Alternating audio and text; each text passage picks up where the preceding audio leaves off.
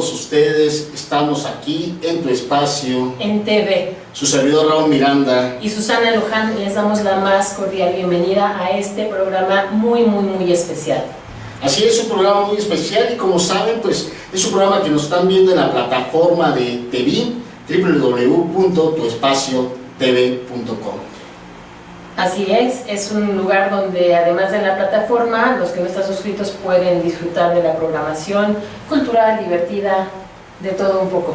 De todo un poco. Sabemos que nos ven en 24 países de habla hispana, Sudamérica, Centroamérica, el Caribe, Canadá, Estados Unidos y parte de Europa. Así es, algunos de no habla hispana, sobre todo los de Europa y los de Estados Unidos y Canadá.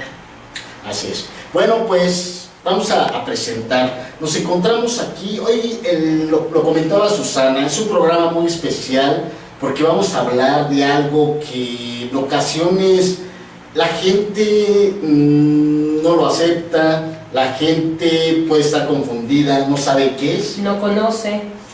Y bueno, pues vamos a hablar de masonería y para eso pues tenemos aquí a dos personas que nos van a platicar. Así es.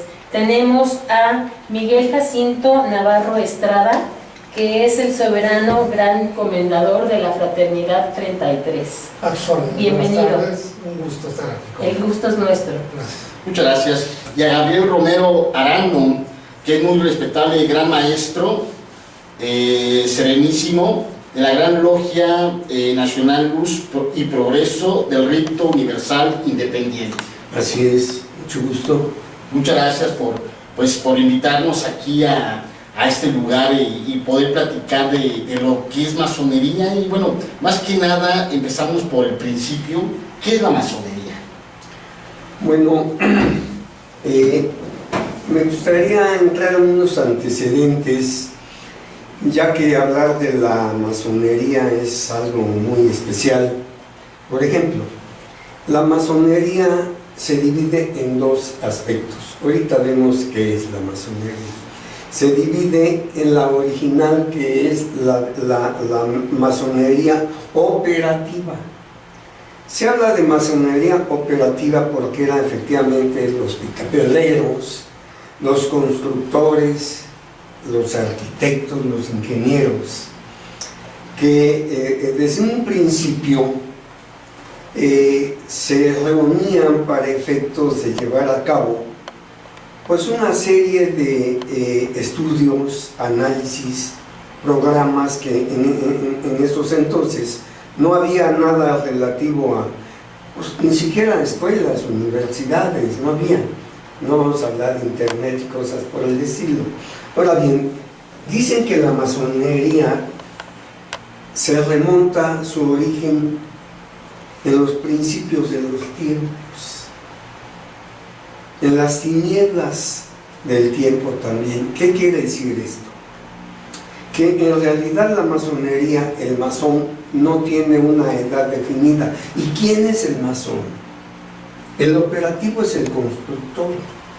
Originalmente es el albañil. Masón quiere decir albañil. Y se remonta, cuando hablamos de la masonería, ¿dónde surge? Se dice que las grandes pirámides de Egipto, las grandes construcciones que han habido en el mundo de ese tipo, las grandes catedrales, fueron hechas por masones.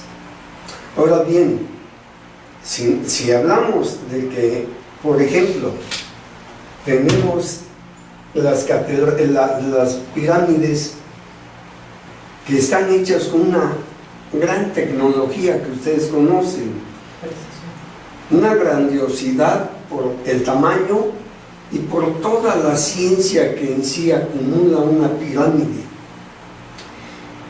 Y las gentes, las personas de ese entonces no tenían esos conocimientos, no los tenían. Entonces el masón se remonta a ser el constructor de las pirámides. Y si en ese entonces no existía la tecnología, ¿qué quiere decir?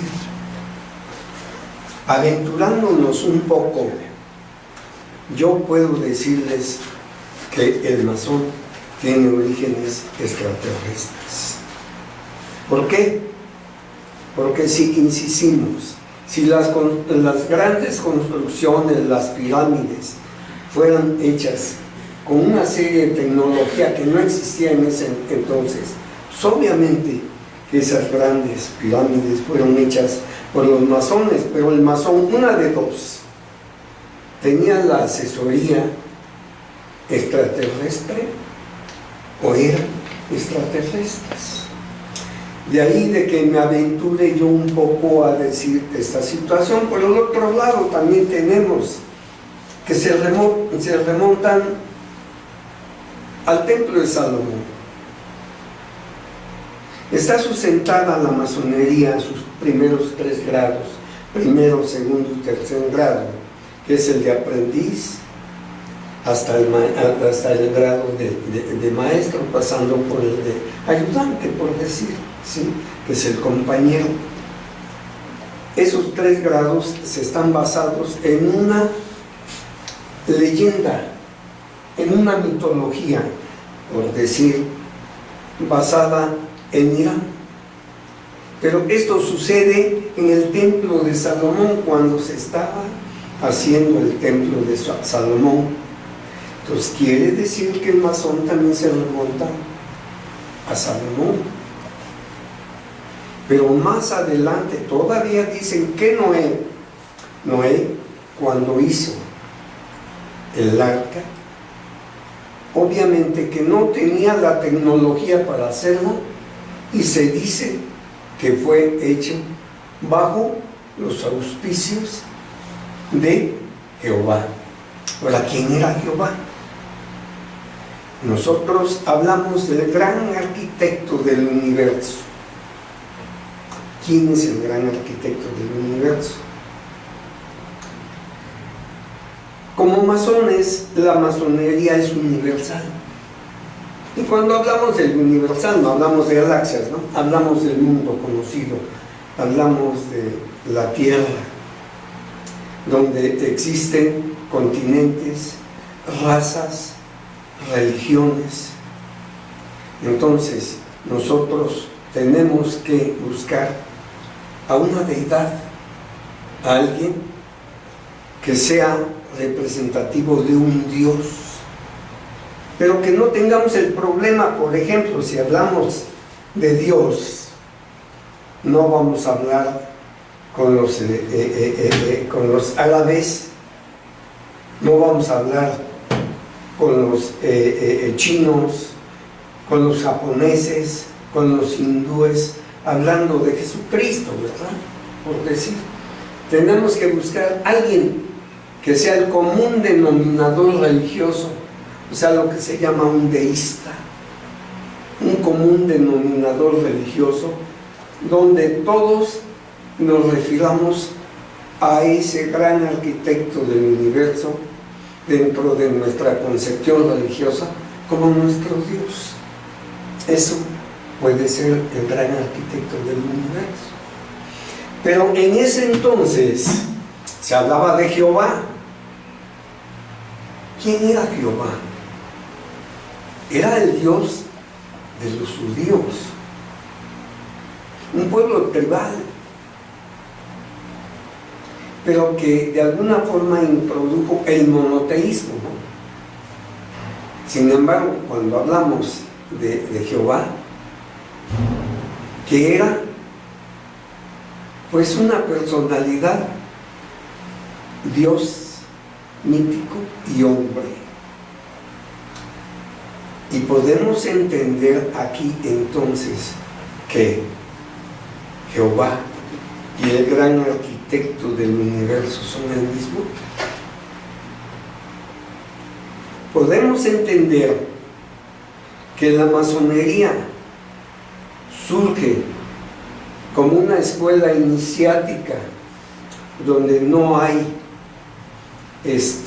no podemos, surge secreta, con una gran discreción, con una gran secrecía, ¿Por qué? Porque no podía decir de dónde venían sus conocimientos. Esos son los principios operativos, porque de ahí llega a Europa. Se habla ya en el siglo XII, siglo XIII, que llega a Europa. Entonces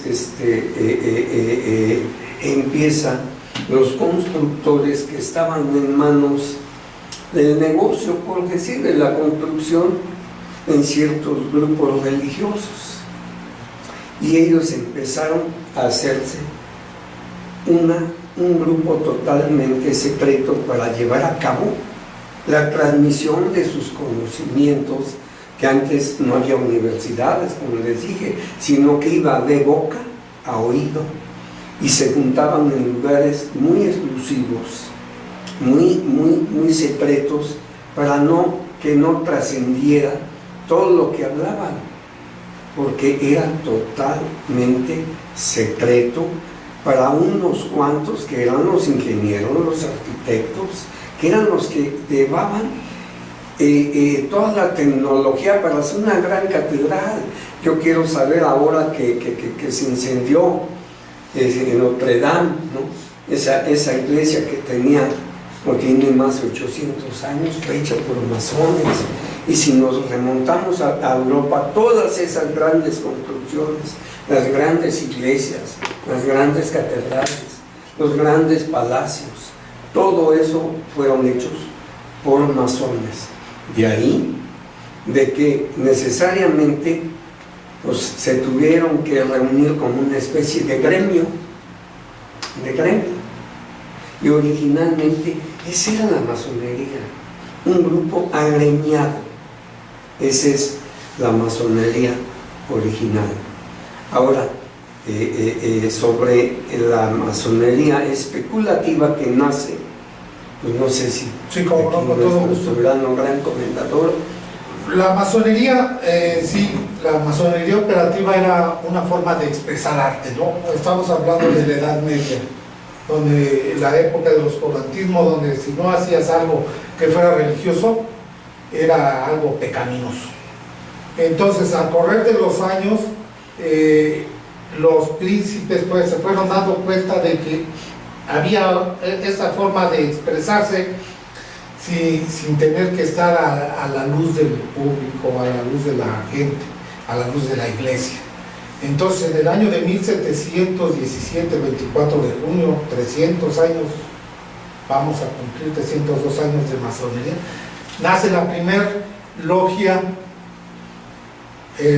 con Federico de Prusia, ¿sí? Después, en los años 1800, cuando se hacen las constituciones de Andersen, se forma con 4 logias de Inglaterra, se forma la Gran Logia Unida de Inglaterra, ¿sí? Y así seguimos hasta Estados Unidos. En Charleston, en el paralelo 33, se forma el rito escocés antiguo y aceptado, y antes estuvo la masonería liberal, por no decir que el rito escocés antiguo y aceptado era como la masonería no liberal, y en Francia sale la Gran Logia de Francia y hacen la masonería liberal, donde no necesariamente hasta eso era necesario creer en el gran arquitecto del universo para hacer una logia justa y perfecta. Entonces, hasta nuestros días nosotros seguimos todavía la masonería liberales contra conservadores, el rito escocés antiguo y aceptado contra el rito francés, y en México se da también el rito nacional mexicano, que como la Gran Logia de Francia acepta a la mujer, cosa que en México todavía seguimos padeciendo, de que hay instituciones masónicas que no reconocen a la mujer como un miembro regular y miembro con todos los derechos. No sé si... Sí, efectivamente, ¿qué es la masonería? La masonería es una institución. Dicen que es una escuela del espíritu. se habla que es una hermandad de hombres, originalmente hombres de buenas costumbres, libres y de buenas costumbres, donde se trata de buscar una verdad, probablemente no la verdad filosófica, pero sí una verdad humana. Somos humanos nosotros y tenemos una filosofía muy especial que ahorita vamos a ver. Cuando hablamos de masonería, yo les decía a ustedes de la masonería operativa, viene la masonería especulativa. ¿Cuál es la masonería especulativa? Como decía aquí nuestro soberano gran comendador, tenemos que la masonería en un momento dado agarra mucho poder. Los grupos constructores, estaban los templarios, los grupos que construían, ganaban mucho dinero porque pues construían todo. Ustedes saben que una de las bases actualmente de la economía es la construcción. Entonces ellos eran los ricos de esa época de Europa, con los grandes con los caballeros templarios. Entonces se dan cuenta los reyes que ahí había dinero, la sociedad se da cuenta que ahí había dinero, dicen no, pues vamos a meternos ahí. Pero pues yo como rey, yo como varón, como X, yo como obispo, como que sea, pues no me voy a poner de picapedrero. Entonces Federico de Prusia, Federico, ¿no? Sí. En el año de 1758, por ahí así, lleva a cabo unos estudios y había un señor por ahí, un pastor, un tal James Anderson, y le dice, oye, necesito que le des a esto, le des un formato, una estructura. Entonces ese señor James crea las constituciones de Anderson. ¿Cuál es la diferencia entre la masonería operativa y la masonería especulativa? Que como decían los reyes, los obispos, los no sé qué, los de la nobleza, pues no se metían de picapedreros. Entonces dicen, bueno, pues vamos a crear un lugar donde nos reunamos y vamos a utilizar todas las herramientas que utilizan los masones, o sea, los constructores, los albañiles, y dicen, ¿qué es lo que vamos a utilizar? La escuadra, el compás, el martillo, la plomada, etcétera, todo eso. Entonces, dentro de eso le dan una significación a cada uno de esos elementos de la construcción y se crea una filosofía dentro de eso, porque por ejemplo la escuadra significa la materia, el compás, el espíritu. Cuando está la escuadra sobre el compás, que estamos trabajando los grados de la materia, los materiales. Cuando llegamos a los grados de compañeros, hay un equilibrio entre la materia y el espíritu. Y cuando vemos la maestría, está el compás sobre la escuadra.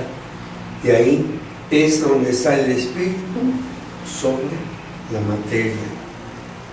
Y vemos que empiezan a surgir una serie de elementos dentro de un propio templo masónico. Se usan las columnas, se usa el ara y una serie de instrumentos y de rituales ya surgen, los ritos, los rituales, porque tenemos los ritos que hablaba nuestro soberano gran comendador, los ritos, que es el francés, y el rito escocés, el inglés, nada más que son diferentes. Ustedes recordarán que los ingleses fueron más liberales en el aspecto religioso. Entonces, por el otro lado estaba el aspecto de los franceses, que eso eran mucho más liberales en ese aspecto. Entonces, mientras que en un lado surge la masonería liberal, la masonería conservadora, la regular, que es la inglesa, donde dicen, aquí, cuando llega este señor Anderson, que era una fichita, ese señor Anderson, el que hizo nuestras constituciones, era un maleante, además de que ni siquiera fue masón, ¿sí? Lo utilizó Federico para que diera la estructura, pero en realidad él ni siquiera era masón y hacía esto. Luego, dándose la de masón, cobraba y daba grados, de ahí sale. Entonces, ¿qué es lo que dice? Siguiendo la misma línea de la iglesia, porque los anglicanos y la iglesia católica es la misma. Lo único que cambia que los católicos creen en el Papa, adoran al Papa, y los anglicanos, pues aquí al obispo de Canterbury. Entonces, pero son lo mismo. Y traen esa misoginia, esa propia misoginia, y se plasma en las constituciones de Anderson. Y luego nos dan Marx también, que es otro rollo. Perdón. Entonces, ¿qué es lo que sucede? De que dicen la masonería inglesa, para que haya masonería necesita haber un Dios, y este va a ser el gran arquitecto del universo del que platicamos. Por el otro lado vamos a tener, independientemente de un Dios, un libro donde se va a hacer el juramento. Vamos a tener la escuadra y el compás, porque obviamente pues ya traían la masonería especulativa, que era donde se utilizaban en forma simbólica el trabajar, pues el martillo, el cincel. Se supone que el maestro utilizaba el martillo y el cincel para crear tal forma y quitar a la piedra bruta, que es el individuo, cuando llega así, y formarlo como piedra cúbica, es decir, que ya es un hombre libre de buenas costumbres. Esa es la piedra cúbica de punta. Y la piedra, la otra, que es la que se va tallando poco a poco hasta que llega a ese punto. Bueno, necesariamente eso era, se necesitaba, pero algo, no había libertad de conciencia. No podían hablar dentro de, y no pueden, en el rito escocés, no pueden hablar en sus logias, está prohibido hablar de religión y de política. Por el otro lado, Club de Toby, ¿sí saben quién fue Toby? Bueno, Club de Toby. Había una revista de La Pequeña Lulu, entonces ahí salía Toby y sus amigos, y estaba La Pequeña Lulu y sus amigas, pero ellos tenían un cuartito de madera y se encerraban y ponían no se admiten mujeres. Así queda lo que es el rito escocés antiguo y aceptado.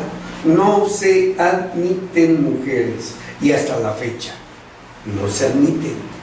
Bueno, pero los franceses dicen, espérate, a mí no me gusta esto. Yo soy liberal, yo soy adogmático, y como tal No necesito que haya un Dios en mis logias para que exista una logia, para que exista un rito. No necesito. Yo puedo admitir ateos o de cualquier religión en mis logias. Admito a la mujer y libertad de conciencia, donde podemos hablar y debemos hablar de política y de religión. Entonces viene un enfrentamiento de las dos grandes corrientes ritualísticas masónicas. Por un lado están los escoceses, que no pueden hablar de política y no pueden decir nada respecto de religión, y por el otro lado los liberales. Y adelantándome un poquito, si no quieren ustedes, ahorita, perdón, adelantándome un poquito. Yo tengo 56 años en la masonería. Cuando yo me inicié, pues a la semana siguiente, algo así, quise entrar a una logia. No, tú no puedes entrar aquí. ¿Por qué? Tú no eres, tú eres irregular. ¿Y eso qué es? Eres espurio, bolón, salón. ¿Eso qué es? No eres masón. Espérate, yo ya me inicié y no eres masón. ¿Por qué? Porque nosotros somos del rito escocés antiguo y aceptado, y ustedes aceptan mujeres y están expulsados y desconocidos por nosotros. Y como en ese entonces, pues casi, pues nada más había dos movimientos: o estabas dentro de lo que era el rito escocés antiguo aceptado, o te metías al rito nacional mexicano, que todos dicen que ahí se inició Benito Juárez y que saqué, y todos dicen, son como 6 corrientes diferentes, y todos dicen que en sus logias se inició Benito Juárez, y se hace una pachanga de todos los pingos. Dije, bueno, pues entonces dame chance de que entremos nosotros a rito escocés. Sí, como no, mira, te va a costar 25,000 la carta patente. En ese entonces, yo me acuerdo que me acababa de comprar un Nissan del año. Me costó 17,000 pesos. Me cobran 25,000 pesos y 5,000 por cada logia. Y no, pues, espérate, mano, pues como que ya la pensamos y no. Pero yo digo, ¿cómo es posible que caigamos en eso? Si yo he sabido que era la masonería, pues no le entro, digo, pero ya estoy aquí, ya estamos aquí. ¿Y qué es lo que vamos a hacer? Pues en primer lugar yo le pregunto a mis hermanos, oye, ¿qué hay esto? A mis venerables maestros, pues aquí me daban vueltas. Yo no sabía si le daban vueltas porque no sabían tampoco, o porque yo estaba pues, por aquí así masoncito, y no me podían decir que no tenía yo todavía el derecho de entender lo que era la gran masonería en sus altos niveles. Bueno, un día, pasan los años, algunos años, un día andaba yo ¿puedo seguir? Sí. Un día andaba yo por ahí de los años 74, 73, andaba yo iba caminando ahí en la calle de la Gran Vía, ahí en Madrid, y veo un carromato ahí con libros viejos. Me acerco y veo un libro masón y le pregunto al señor, oye, ¿no tiene más libros de estos? Se me queda viendo y me los retejó, así muy sutilmente me retejó, y ya dijo, me dice, ok, y ya platicamos, ¿no? Se dio cuenta que yo era masón, ya era venerable maestro yo entonces, ya era yo masón, y me dice, ¿sabes qué? Que tengo más libros, pero no están en inglés y en francés. Yo no hablaba ni inglés ni francés, entonces, ni ahora tampoco, pero de todos modos sigo estudiando ahí. Pero atrás de mí, junto a mí, estaba un señor, y volteo, y hagan de cuenta que era Don Quijote de la Mancha. alto, delgado, una barbota así, no traía gorro porque traía bastante cabello, y me saluda, hola, y me da el saludo de masón, se lo contesto. Me dice, oye hermano, te invito a un café. Ya me invitó, ahí le invito un café, y estuvimos platicando, y ya me invitó a su casa en Toledo. Ya fui con él, estuve platicando, y tenía una biblioteca muy extensa. Me regaló varios libros, me platicó de masonería, y por cierto, una vez vino aquí en México, lo recibí, y fuimos a una librería, compró un libro y me lo dedicó. Él lo tengo, era de él era escritor, supongo, porque era mucho más grande que yo, y ya tengo 76 años, ya no soy tan chavo. Entonces ya debió haber fallecido, supongo, quién sabe. Él se llama Roger Lever, un tipazo. Pero ahí, cuando empiezo a saber de masonería y todo esto que les dije a ustedes, ahí lo vi, ahí lo entendí, ahí lo leí, y me di cuenta que estábamos en México en pañales en la masonería. Todo esto hizo que estuviera pulverizada la masonería. Cualquiera hacía un pequeño, una logia, y ya se decía rito, pero están mal. En esos entonces, pues éramos amigos, todavía estaba más chavo. Lo inicié hace 42 años, algo así. Exactamente. Sí. Y hemos hablado parejo en esto. Y le dije, bueno, ¿qué es lo que tenemos aquí? ¿Qué es lo que vemos dentro de la masonería mexicana que se ha vuelto elitista? Los señores que están allá y que lo único que hacen es explotar a los masones, a los hermanos masones, a la institución, capitalizando en beneficio para tener puestos políticos, para tener cosas así. ¿Y nosotros qué? Entonces, ya conociendo las dos corrientes masónicas, la francesa y la inglesa, platicamos y le dije, pues vamos a hacer un rito especial nosotros. Un rito, eso hace casi 50 años,